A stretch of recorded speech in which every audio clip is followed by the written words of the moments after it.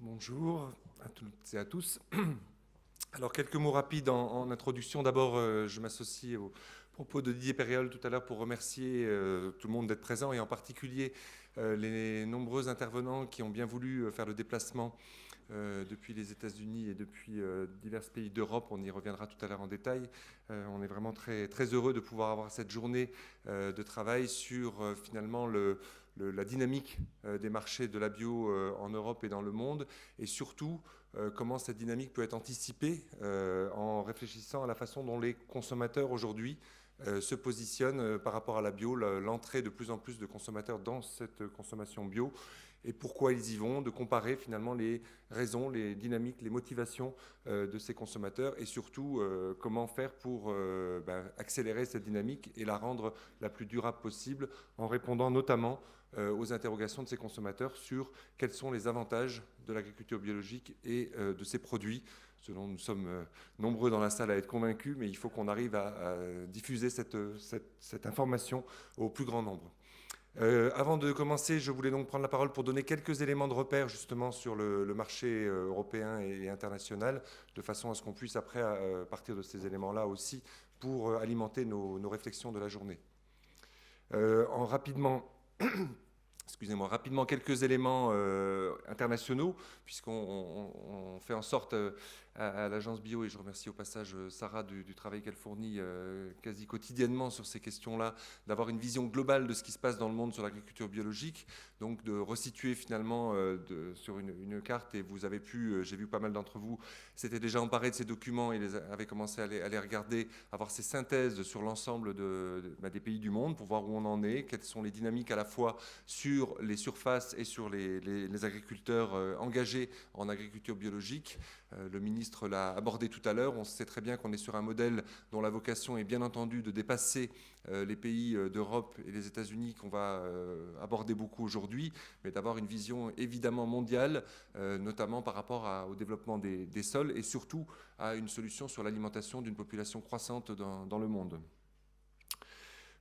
Plus spécifiquement sur l'Europe, là aussi on a eu l'occasion récemment, notamment dans le cadre du salon Biophare qui a réuni pas mal d'entre nous aussi à Nuremberg récemment, de voir les dynamiques qui sont en cours sur le marché, mais également du coup sur la production. Donc je vous redonne quelques éléments là aussi sur les dynamiques à la fois en termes de surface d'agriculteurs et de pourcentage de la surface agricole utile consacrée à la bio dans les différents pays, puisque même si Stéphane Le Foll a dit il y a quelques minutes que les enjeux d'objectifs chiffrés étaient un peu réducteurs, à un moment donné, c'est aussi une façon de voir justement dans quelle dynamique on est, et on sait bien que ça favorise la continuité du développement du passage en bio d'agriculteurs, le fait d'avoir dans leur voisinage davantage justement de surfaces qui sont déjà passées en bio, que finalement ces phénomènes de voisinage entre agriculteurs sont aussi une dynamique importante à prendre en compte.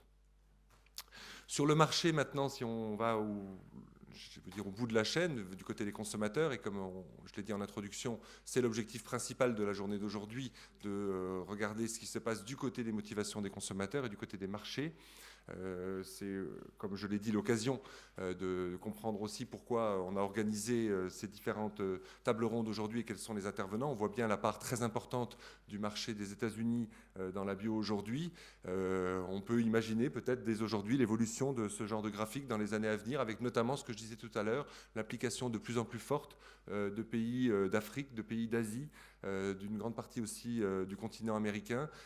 et de l'Europe hors Union européenne, qui est en train progressivement de rentrer aussi dans ces réflexions sur comment structurer davantage une agriculture construite à partir des principes, notamment de l'agriculture biologique, en tout cas telle qu'on la connaît aux États-Unis, en Europe, et encore une fois, comme on l'a vu tout à l'heure, déjà dans beaucoup de pays du monde. Donc ces marchés, pour l'instant, sont centrés sur les États-Unis et sur un certain nombre de pays européens, mais on voit aussi, bien entendu, la Chine déjà prenant une place importante. On a eu l'occasion, au Salon de l'agriculture, depuis quelques jours, de discuter avec beaucoup de délégations de pas mal de pays sur justement l'implication de pays qui sont en train de regarder de plus près comment justement aller de la production jusqu'à la distribution avec un système qui est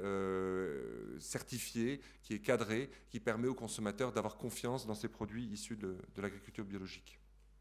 sur cette évolution de marché aujourd'hui. Alors on a quelques pays qui sont dans la dernière année, notamment la France et l'Allemagne,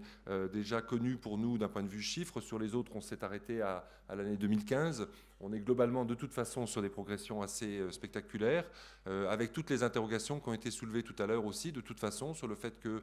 évidemment, on se réjouit tous de dynamiques importantes sur le marché, mais on sait que pour autant, ça nous interroge sur la capacité qu'on a de structurer des filières, de faire en sorte que cette agriculture biologique garde ses valeurs, voire même les développe, parce que le développement de la consommation doit amener à faire encore mieux demain qu'aujourd'hui. Mais pour autant, il faut qu'on soit prudent et que ces dynamiques-là soient maîtrisées et qu'on puisse continuer à aider des agriculteurs, des transformateurs, des distributeurs à travailler ensemble et probablement, mais ça on va y revenir beaucoup dans la journée, à associer encore plus demain les consommateurs citoyens à cette démarche-là parce qu'ils sont très demandeurs. Ils veulent savoir ce qu'il y a derrière ces produits, comment c'est fabriqué, comment c'est contrôlé et où on va. Sur spécifiquement 2 mots sur le marché français, puisque celui-ci, on a une vision encore un peu plus claire, évidemment, au niveau de l'agence bio sur les chiffres. On a publié la semaine dernière nos premières estimations pour l'année. Et donc, comme ça a été rappelé tout à l'heure par Didier Périol, puis par Stéphane Le Foll, on a effectivement une dynamique qui est une progression du marché de la bio au minimum à 20% sur l'année 2016. On affinera les chiffres dans les semaines à venir, mais on sait que c'est au moins cette dynamique-là, avec en particulier la distribution, ce qui est un cas un peu particulier pour la France par rapport à d'autres États européens notamment, une place assez importante de la distribution dans des magasins spécialisés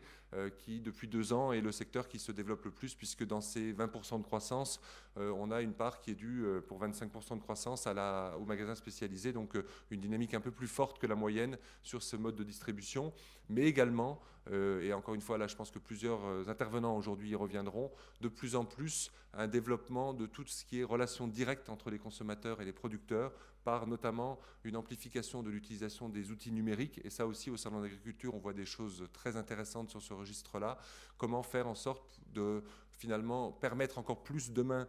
qu'hier, à ce que les consommateurs sachent comment se passe la production, la transformation de produits biologiques et du coup puissent aussi plus facilement acheter directement auprès des producteurs ou en tout cas dans des circuits bien identifiés où on voit comment se passent les choses. Voilà, je vais maintenant passer la parole aux intervenants suivants à partir du moment où on a recadré un petit peu ces éléments de contexte. Merci.